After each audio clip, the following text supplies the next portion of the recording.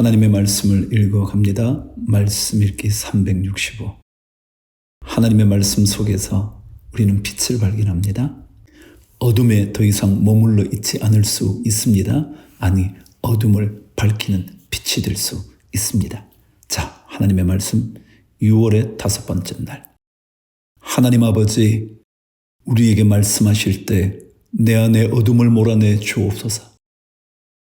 더러움의 어둠, 근심의 어둠, 두려움의 어둠, 이 모든 어둠을 물리쳐 주옵소서.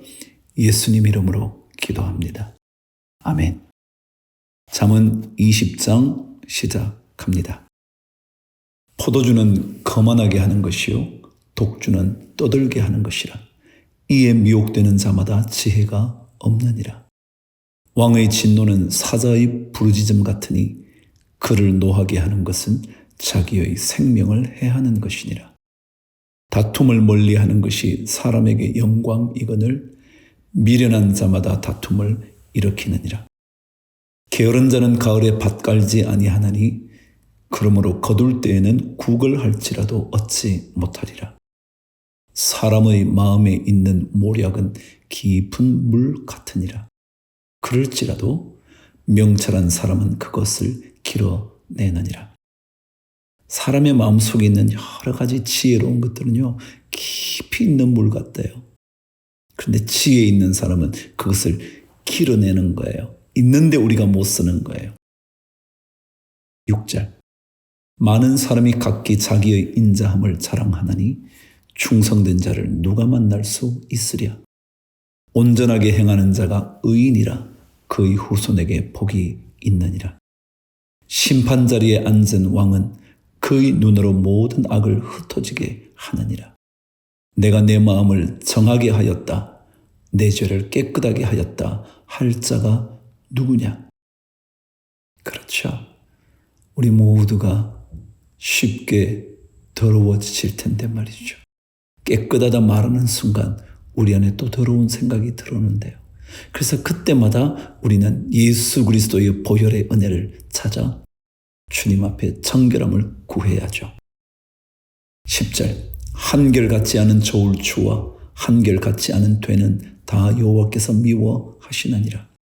비록 아이라도 자기의 동작으로 자기 품행이 청결한 여부와 정직한 여부를 나타내느니라.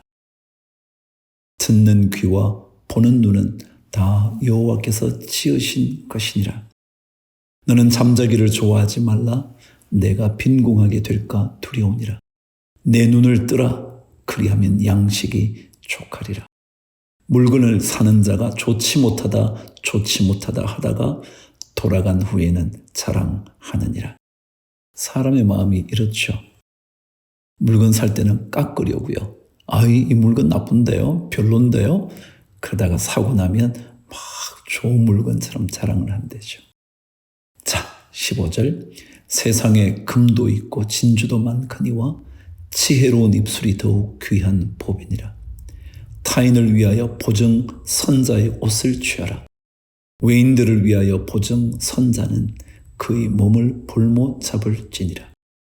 속이고 취한 음식물은 사람에게 맛이 좋은 듯하나 후에는 그의 입에 모래가 가득하게 되리라. 사기쳐서 얻은 물질이요? 좋은 것 같죠? 그러나 마치 나중에는 입의 모래처럼 우리는 뱉어내게 될 거예요. 18절. 경영은 의논함으로 성취하나니 치력을 베풀고 전쟁할지니라. 두루다니며 한담하는 자는 남의 비밀을 누설하나니 입술을 벌린 자를 사귀지 말지니라.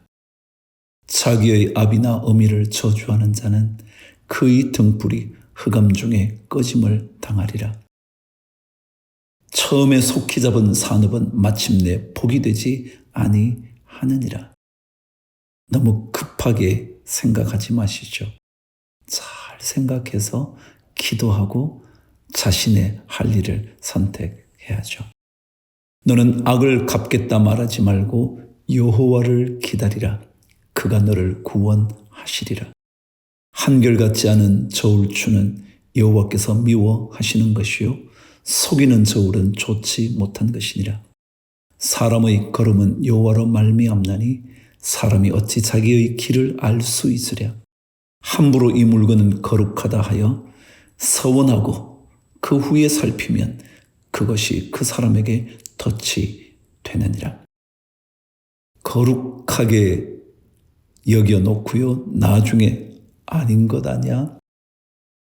아니에요. 처음부터 거룩함에 대하여 주의 깊게 생각해야죠.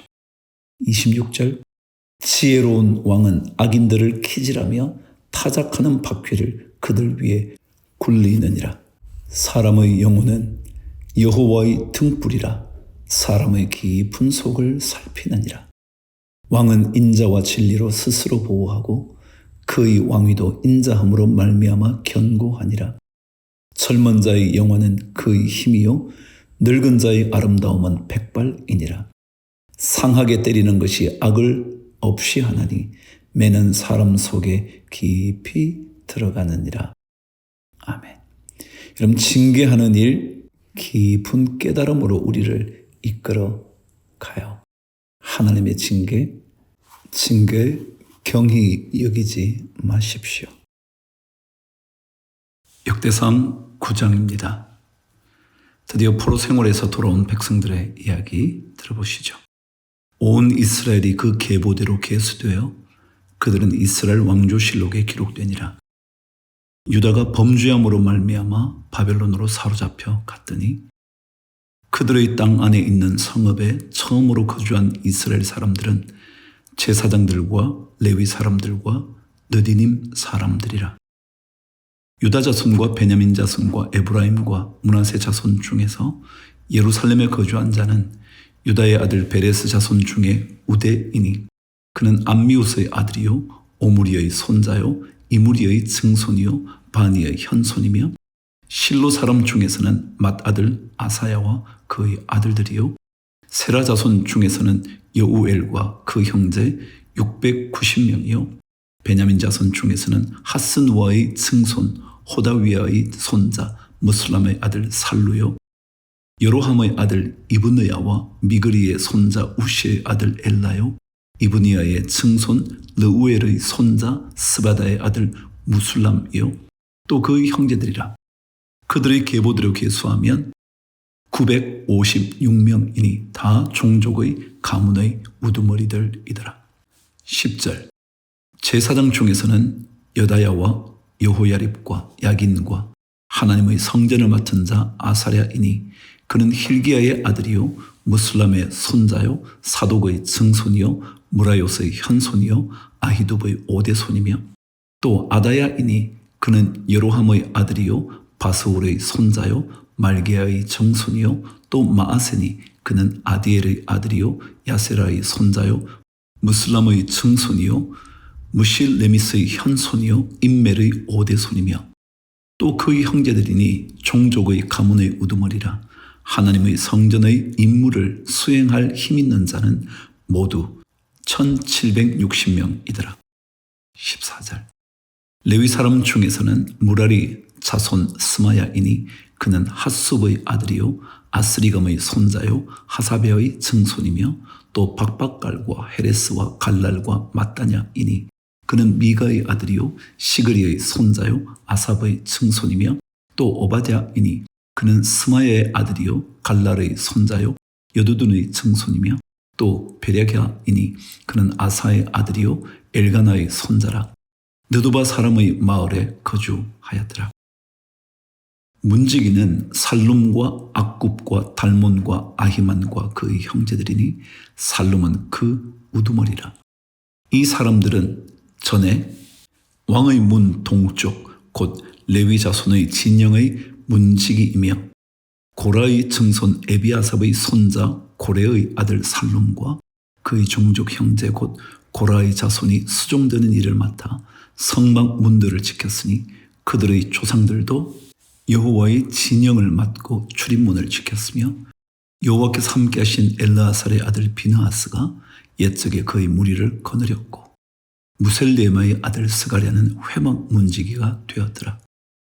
택함 상함을 입어 문지기 된 자가 모두 212명이니 이는 그들의 마을에서 그들의 계보대로 계수된 자요 다윗과 선견자 사무엘이 전에 세워서 이 직분을 맡긴 자라.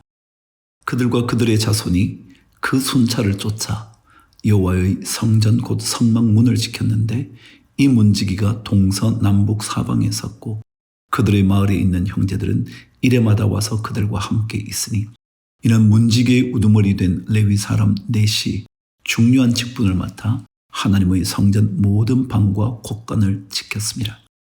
그들은 하나님의 성전을 맡은 직분이 있으므로 성전 주위에서 밤을 지내며 아침마다 문을 여는 책임이 그들에게 있었더라. 성전 문지기가 되는 영광을 꿈꾸었던 시편의 기자가 기억나시나요? 시편 84편 고라 자손의 노래 중에는 성전 문지기로 있는 게 더 좋대잖아요. 악인의 장막에 사는 것보다 하나님의 성전의 문지기 되는 영광 더 꿈꾸었던 거죠.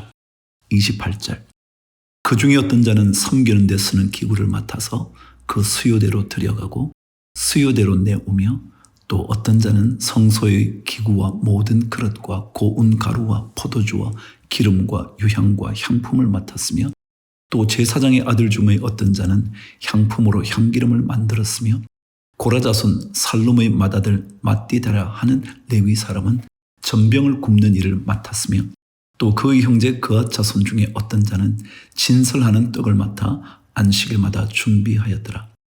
또 찬송하는 자가 있으니 곧 레위 우두머리라.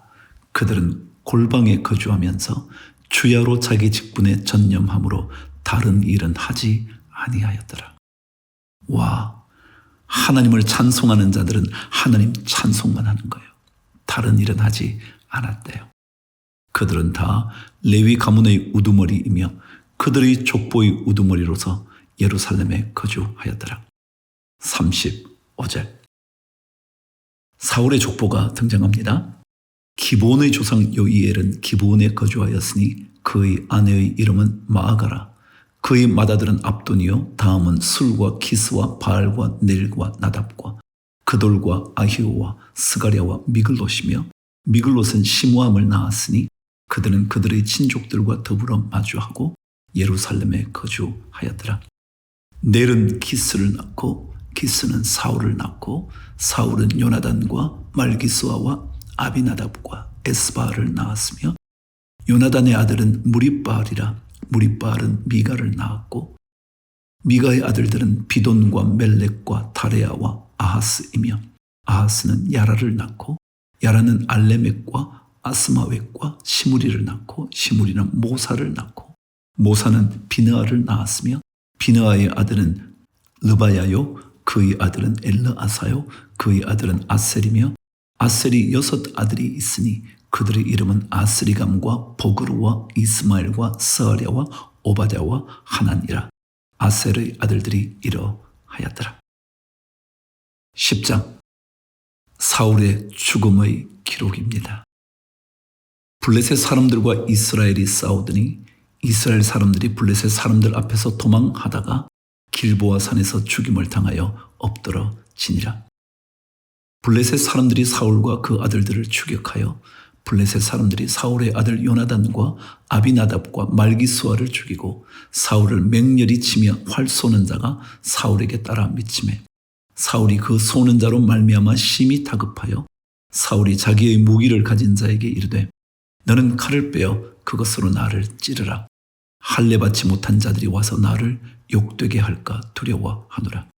그러나 그의 무기를 가진 자가 심히 두려워하여 행하기를 원하지 아니하매 사울이 자기 칼을 뽑아서 그 위에 엎드러지니 무기 가진 자가 사울이 죽은 것을 보고 자기도 칼에 엎드러져 죽으니라. 이와 같이 사울과 그의 3 아들과 그 온 집안이 함께 죽으니라.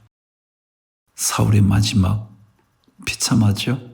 스스로 목숨을 끊을 수밖에 없게 됐죠. 이미 우리가 사무엘상에서 다 읽었던 내용입니다. 7절 골짜기에 있는 모든 이스라엘 사람이 그들의 도망한 것과 사울과 그의 아들들이 다 죽은 것을 보고 그 성읍들을 버리고 도망하며 블레셋 사람들이 와서 거기에 거주하니라. 이튿날에 블레셋 사람들이 와서 죽임을 당한 자의 옷을 벗기다가 사울과 그의 아들들이 길보아 산에 엎드러졌음을 보고 곧 사울의 옷을 벗기고 그의 머리와 갑옷을 가져다가 사람을 블레셋 땅 사방에 보내 모든 이방 신전과 그 백성에게 소식을 전하고 사울의 갑옷을 그들의 신전에 두고 그의 머리를 다곤의 신전에 단지라. 길랏 야베스 모든 사람이 블레셋 사람들이 사울에게 행한 모든 일을 듣고 용사들이 다 일어나서 사울의 시체와 그의 아들들의 시체를 거두어 야베스로 가져다가 그곳 상수리 나무 아래에 그 해골을 장사하고 7일간 금식하였더라. 길랏 야베스 사람들의 이렇게 아름다운 모습을 다윗은 잊지 않죠. 13절은요, 드디어 사울이 죽은 이유 가장 중요한 것 알려주고 있어요. 사울이 죽은 것은 여호와께 범죄하였기 때문이라. 그가 여호와의 말씀을 지키지 아니하고 또 신접한 자에게 가르치기를 청하고 여호와께 묻지 아니하였으므로 여호와께서 그를 죽이시고 그 나라를 이새의 아들 다윗에게 넘겨주셨더라. 하나님께 범죄한 결과였죠. 특별히 그 범죄가 말씀을 지키지 않은 것, 그 말씀을 지키지 아니하는 것 중에 다른 이방 신들을 향하여 도움을 구하였던 것, 그리고 하나님께 묻지 않았던 일. 우리 모두에게 사울의 전철을 밟지 않을 수 있는 하나님 따르는 그런 은혜가 꼭 있게 되기를 축복합니다. 주를 위하여 화이팅!